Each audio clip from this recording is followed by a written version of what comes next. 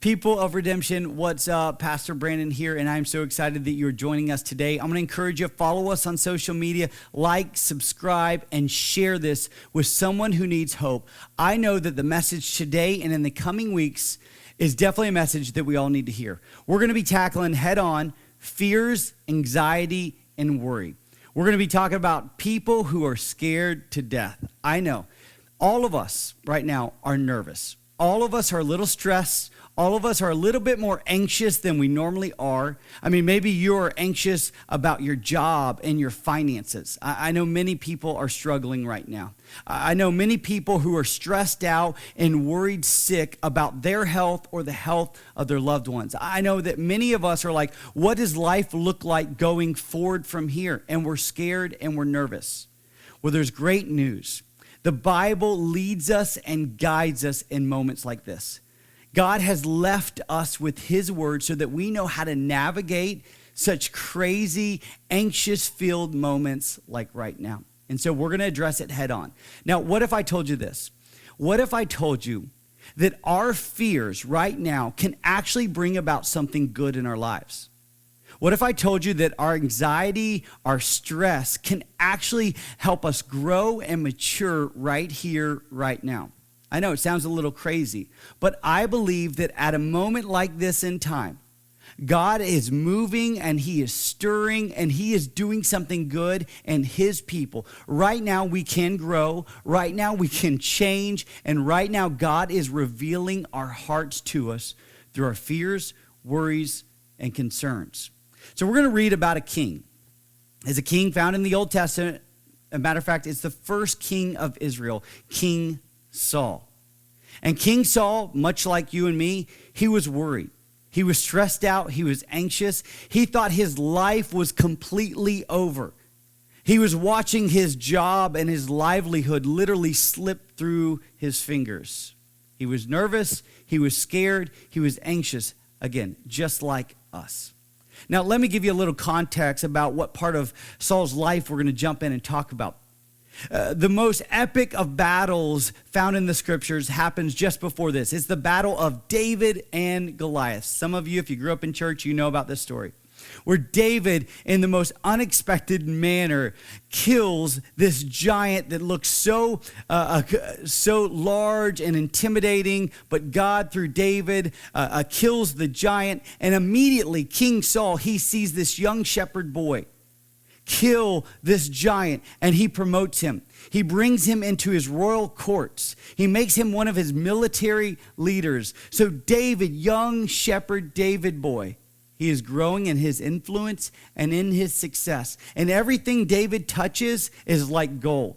I mean, he's experiencing one success after another success after another success. And what this is slowly doing is exposing the fears deep within Saul's heart.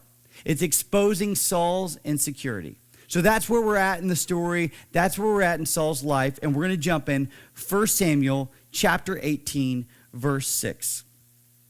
And as they were coming home, this is all the military, as they were coming home, when David returned from striking down the Philistine, that's Goliath, the women came out of all the cities of Israel, singing and dancing to meet King Saul with tambourines, with songs of joy, and with musical instruments. And the women sang to one another as they celebrated. Saul had struck down his thousands, and David his 10,000s. And Saul was very angry, and this saying displeased him. He said, "They have ascribed to David 10,000s, and to me they have ascribed thousands. And what more can he have but the kingdom?" And Saul eyed David from that day on. Now, let's just pause the story right there. They are on a victorious march back to their home. See, the Israelites had just defeated the Philistines, their great enemy. Of course, David brought this on by slaughtering and killing Goliath. And so they're on their way home, and in this culture, in this time, if the military had a victory, success on the battlefield, the women and the children would line up the roadsides, and they would sing and they would celebrate as the soldiers marched home. Very similar to a Super Bowl winning team, whenever they come back to their hometown and there's this huge parade and everybody's celebrating and they're lining the streets, picture that back then. They're on their way home and they've celebrated this great success. Women and children are singing and dancing, and the women sing a song. And this song will expose all the insecurities, all the fears inside Saul's heart. And they say, Saul, you've struck down thousands of Philistines, but David, tens of thousands of Philistines. And immediately Saul's heart is filled with anger, and he goes, well, what else can they have? Or what else can David have? Can he have my kingdom? Is he going to sit on my throne? Am I losing everything right now? He becomes radically insecure, and he keeps his eye on David. Now, it's going to go on, and we're going to see how irrational his insecurities and fears are going to make him. Verse 10. The next day, a harmful spirit from God rushed upon Saul, and he raved within his house while David was playing the lyre. As he did day by day, Saul had a spear in his hand. And Saul hurled the spear, for he thought, I will pin David to the wall. But David evaded him twice. So they're just hanging out inside the palace. David is playing for Saul. And Saul, in his irrationality and his fear and his insecurity, takes the spear and throws it at him. I think you see something that whenever we're fearful, we become irrational. We see that even in our culture. As people have elevated fears and anxieties and worries, they're hoarding. They're hoarding toilet paper and food supplies. We are acting irrational. Why? Because we are fearful, just like Saul. The story continues, verse 12. Saul was afraid of David because the Lord was with him, but had departed from Saul. So Saul removed him from his presence and made him a commander of 1,000. And he went out and came in before the people. And David had success in all his undertakings, for the Lord was with him. And when Saul saw that he had great success, he stood in fearful awe of him. But all of Israel and Judah loved David, for he went out and came in before them. Right there, Saul was afraid. Saul was in fearful awe. Now, why? Why was David's successes drawing out all of this fear inside of him? Why was he afraid that David, everything David was touching was turning to gold? Why was that making Saul fearful? If anything, he should be excited. This is one of his military commanders. He would want him to have success. Why? Because ultimately he would be having success. The nation would be successful, but no. David's success was drawing out something deep inside of Saul. His fears were exposing something. Right now, in our nation, our fears are exposing something. But what? Why are we so fearful? Well, the story's not done, and neither are we. So stay tuned as we continue to worship, and then we'll jump back in and start answering those questions. Welcome back. Thank you, band, so much for leading us in worship through song. So this is part 2 of the message. Part 1, what we did is we looked at the life of King Saul, and particularly a point in his life in which his insecurities, his fears, his worries, his struggle was just made so prominent in his life. David experienced great success. David would ultimately be king of Israel, but at this point he was just a shepherd boy who had killed Goliath and had experienced success in everything he touched. And with every success David experienced, King Saul became more and more insecure. He was a lot like you and me. Right now we are anxious, we are struggling, and so we ask the question, why? Why are we so anxious right now? Why are we so fearful right now? Why was Saul so anxious and so fearful as David experienced more and more success? Well, the clues are found in a couple chapters before. So we just read 1 Samuel 18, but if you go back to 1 Samuel 15, there's a conversation that happens between Samuel and Saul. Samuel was the last judge of Israel. Basically, he was a deliverer of Israel. Israel would cry out to God, and God would send them hope through this deliverer or this judge. And Samuel was the last one. And he was a prophet in the sense of God would speak to him, and he would then tell all the people what God said. So he was incredibly important. And there was a time in which King Saul had just become king, and he was not listening to the commands of the Lord. And so Samuel and Saul have a conversation. And in this conversation, what you will see is the very reason why Saul was so insecure, so anxious, so stressed out and nervous at David's success. We'll find ourselves in 1 Samuel chapter 15, verse 16 and 17. Then Samuel said to Saul, "Stop, I will tell you what the Lord said to me this night." And he said to him, "Speak." And Samuel said, "Though you are little in your own eyes, are you not the head of the tribes of Israel? The Lord anointed you king over Israel." All right, did you catch that? It's really, really important. Did you catch what Samuel told Saul? Though you are little in your own eyes. Now, he was not saying that Saul was humble. We do know that humility, what it is we have an accurate view of who we are and who God is. We don't think that we're this great thing. We think that God is great, but there's still a level of confidence in humility. Confidence that we are image bearers of God himself, that we are dearly loved by our Creator and our King. Now, Saul struggled.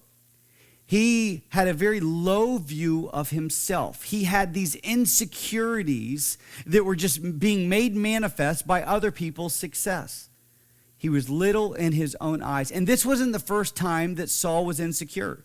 A matter of fact, when Saul was ultimately proclaimed king to all of Israel, they cast lots, and God was going to reveal who the king of Israel, the very first king of Israel, was. And ultimately, the lot came all the way down to his family and to him. And they go, wait.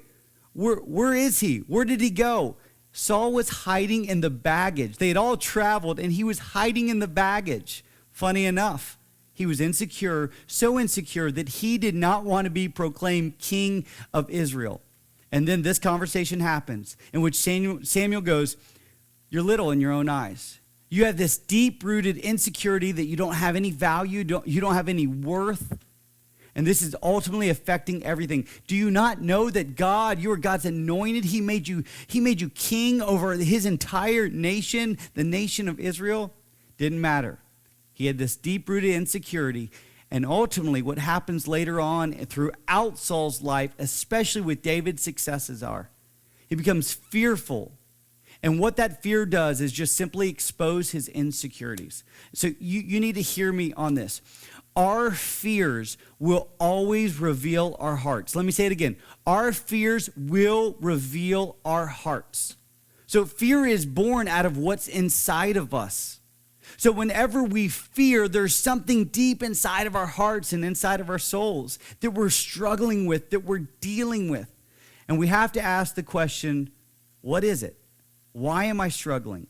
I want to read to you a poem that I came across. It was written by a gal named Sarah Bournes, and she's a part of a church in New York called Hope Midtown. And this is what she says: "Corona is exposing us, exposing our weak sides, exposing our dark sides, exposing what normally lies far beneath the surface of our souls, hidden by the invisible mask we wear. Now exposed by the paper mask we can't hide far enough behind.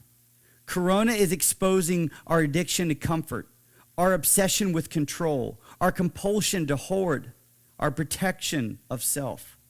Corona is peeling back our layers, tearing down our walls, revealing our illusions, leveling our best laid plans. Corona is exposing the gods we worship, our health, our hurry, our sense of security, our favorite lies, our secret lusts, our misplaced trusts. Corona is calling everything into question. What is the church without a building? What is my worth without an income? How do we plan without certainty? How do we love despite risk? Corona is exposing me, my mindless numbing, my endless scrolling, my careless words, my fragile nerves. We've all been exposed, our junk laid bare, our fears made known, the Band-Aid torn, the masquerade done. So what now? What's left? Clean hands, clear eyes, tender hearts. What Corona reveals, God can heal. Come, Lord Jesus, have mercy on us. How good is that? This virus is truly exposing what's deep inside of our souls. So as we're fearing, as we're anxious, as we're worried, God is really saying, hey, this is what's inside of your hearts. This is what's inside of your soul. So what do we do with this? Well, we identify what is driving our fears. What's driving our fears? What's driving your fear right now? What's driving your anxiety right now?